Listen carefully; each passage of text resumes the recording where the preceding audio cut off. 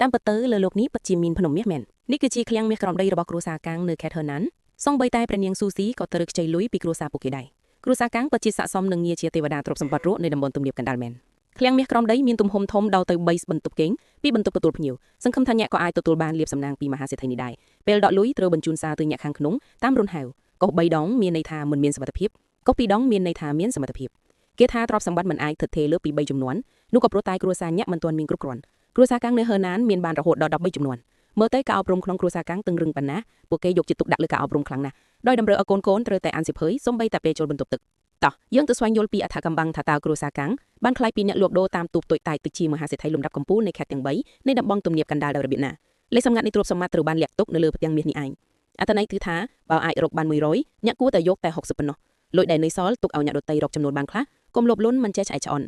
វិមានឯកជនរបស់គ្រួសារកាំងមានផ្ទៃដីធំជាងវិមានព្រះអង្គម្ចាស់គង់របស់ហឺស៊ីនទៅទៀតហើយធំជាងវិមានគ្រួសារឆាវនៅសាងស៊ីដល់ទៅ16ដង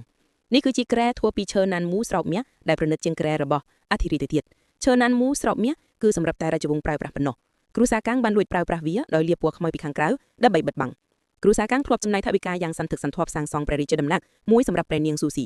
ជាការតបស្នងគឺព្រះនាងស៊ូស៊ីគ្រាន់តែស្នាក់នៅទីនោះមួយយប់ប៉ុណ្ណោះនៅកន្លែងមួយដែលមិនសូវមានគេចាប់អារម្មណ៍មានរោងលក្ខកំបត់មួយដែលមានផ្លូវរូងក្រោមដីចំនួន3ជាផ្លូវរត់គេចខ្លួនទៅកាន់ទីកន្លែងផ្សេងគ្នានៅលើដីមានបន្ទះឈើមួយផ្ទាំងដែលនៅពីក្រោមនោះមានលាក់ទុកគ្រឿងអលង្ការមានប្រាក់ពេលជួបគ្រោះគេគ្រាន់តែបើកបន្ទះឈើឡើងយករបស់របររួចរត់គេចទៅភ្នំខាងក្រោយ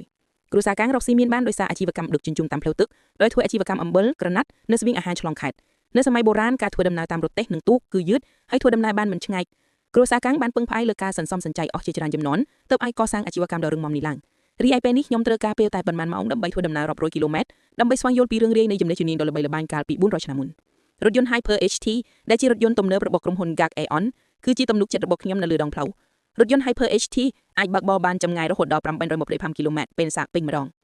ជាមួយនឹងសមត្ថភាពបើកបរបានឆ្ងាយធ្វើឲ្យការធ្វើដំណើរឆ្លងខេត្តមានភាពងាយស្រួលនិងមិនកង្វល់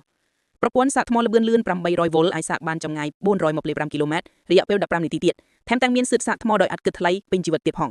បងរំលោះមិនចាំបាច់មានប្រាក់កក់ការប្រាក់0%រយៈពេល2ឆ្នាំបូកនឹងប្រាក់ឧបត្ថម្ភ10000យួនដើម្បីដោះដូររថយន្តចាស់ Let Hyper HT នាំអ្នកទៅកាន់ទីកន្លែងឆ្ងាយៗ